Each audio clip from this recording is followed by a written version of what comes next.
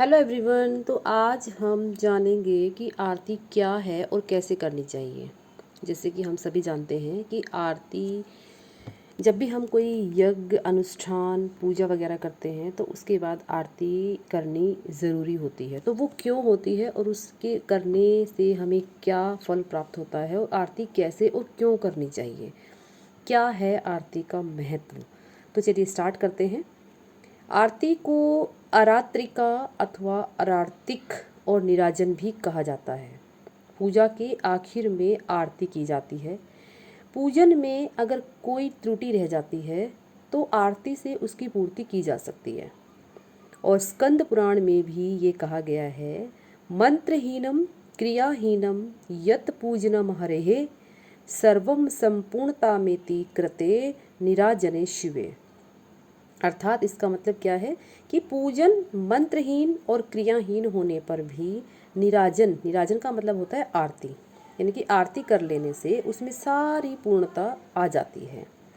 आरती में पहले मूल मंत्र यानी कि भगवान या जिस देवता का जिस मंत्र से पूजन किया गया हो उस मंत्र के द्वारा 3 बार पुष्पांजलि देनी चाहिए और ढोल नगाड़े शंख घड़ियाल आदि महावाद्यों की ध्वनि तथा जय जयकार के शब्द के साथ शुद्ध पात्र में घृत से या कपूर से विषम संख्या की अनेक बत्तियां जलाकर आरती करनी चाहिए।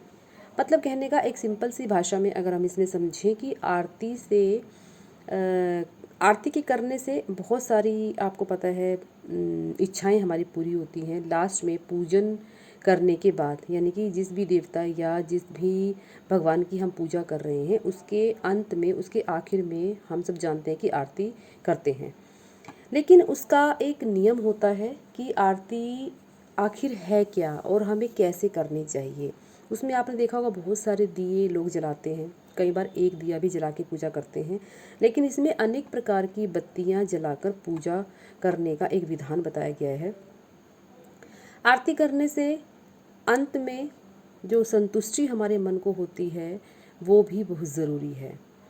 पूजन विधि समाप्त होने के बाद जब हम आरती करते हैं और आरती लेते हैं, आपने देखा होगा जब आरती ख़त्म होती है सब लोग जो है आरती लेते हैं तो वो हाथ से, मतलब आरती एक प्रॉपर तरीके से सब लेते हैं और नतमस्तक होते हैं उस भगवान या इष्ट के आगे कि हे भगवान कि आप हमारी जो भी, मतलब इंसान की इच्छाएं होती हैं उनको वो पूरा करने के लिए भगवान के सामने नतमस्तक होते हैं आरती ख़त्म होने के बाद।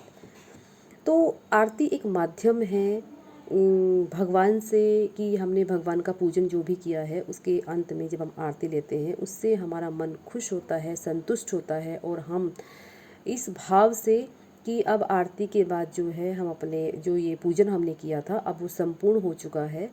इस प्रकार कई और बातें हैं जो आरती में हमें करनी चाहिए, जैसे फूल वगैरह लोग चढ़ाते हैं, पैसे चढ़ाते हैं, अगरबत्ती धूप बत्ती जो भी मतलब हम आरती में रखते हैं, दिए जलाते हैं लोग, कई दिए भी जलाते हैं और कई बार क्या होता है लोग एक दिया जला के भी आरती कर लेते हैं।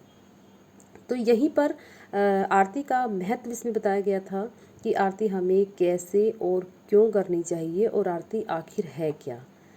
तो मन को संतुष्ट करने का एक साधन, अपनी इच्छाएं पूरी करने का एक साधन, भगवान के सामने नतमस्तक होने का एक साधन, ये सारी चीज़ें जो हैं आरती के माध्यम से हम अपने आप में इस चीज़ को कह के, मतलब हम लोग इसमें संतुष्ट हो जाते हैं कि आरती हमारे जीवन के लिए बहुत ज़रूरी है।